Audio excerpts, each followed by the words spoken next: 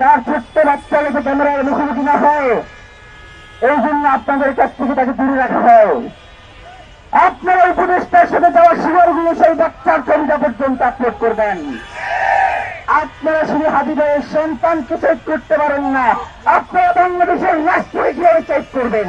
যদি কখনো মনে করেন যে আমাদের কাউকে খুঁজে পাওয়া যাচ্ছে না, আমরা গুম হয়ে গেছি, আমরা খুন হয়ে গেছি, তবে এই লড়াইকে থামানো যাবে না।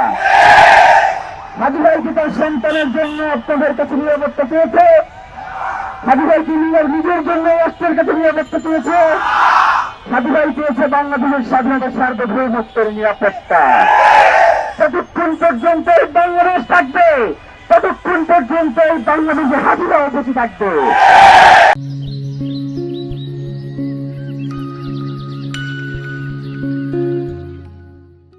স্বাধীনতা থাকতে বাংলাদেশের এই স্বাধীনতা সার্বভৌমত্বকে বিনষ্ট করা যাবে না। একটা কথা বলি, হাদি ভাইয়ের 10 মাসের সন্তান, আপনারা তার সাথে দেখা করতে চান? তার ছোট্ট বাচ্চা যাতে ক্যামেরার মুখোমুখি না হয়, এই জন্য আপনাদের কাছ থেকে তাকে দূরে রাখা হয়।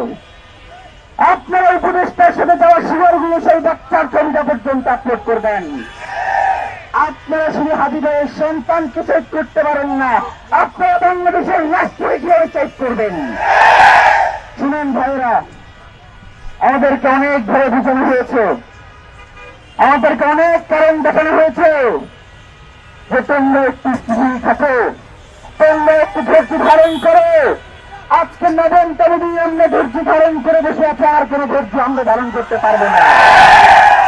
এই শাহবাগের জনতা, সেই শাহবাগের কারণে ওসমান হাদিকে বাংলাদেশের জনগণ চেনে, সেই শাহবাগে আজকে এখানে জনতা এসে দাঁড়িয়েছে, তাদেরকে এখান থেকে উঠানো যাবে না। আপনার দুপুরের সময় আমরা জানি আপনারা প্রচন্ড ক্লান্ত, আপনারা কেউ দুপুরের খাবার খান নাই, সেটা আমরা জানি। এই শরীফ ওসমান হাদি গত 1.5 বছরে আল্লাহ না করে 10 দিনে মনে হয় না দুপুরের খাবার সে খাইতে পারছে। সে রাজপথে পড়েছিল, সে বাংলাদেশের জন্যই রাজপথে পড়েছিল, যাতে বাংলাদেশে যে ইনসাফের লড়াই সে শুরু করেছিল, সেই সাংস্কৃতিক লড়াই বাংলাদেশে সে কায়েম করবার চেষ্টা করছিল, সেটা যাতে কোনোভাবে বিনষ্ট না হয়। আমরা মাঝে মধ্যে তাকে বলতাম যে ভাই, আপনি যেভাবে কাজ করছেন, আপনার যদি কিছু হয়ে যায়, আপনি যদি স্ট্রোক করেন বা অসুস্থ হয়ে যান, তাহলে ওই লড়াই কিভাবে চালিয়ে যাবে আমরা?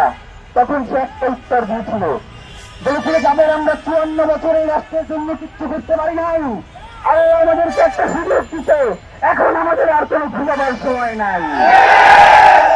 শহীদ হাদিকে যারা ঘুমোতে দেন নাই, আজকে যাকে শাহাদাতের মর্যাদা নিয়ে এখানে যাকে দাফন করেছেন আপনারা, আপনাদেরকে দাফন করে না পর্যন্ত আমরা ঘরে ফিরে যাব না। প্রিয় ভাইরা, বাংলাদেশের জনগণ এই মুহূর্তে শুধু একজনকে চেনে, যে বাংলাদেশের জনতার সাথে বাংলাদেশের স্বাধীনতা সার্বভৌমত্বের সাথে দেখানো দাবি করে না, সে হচ্ছে ওসমান হাদি।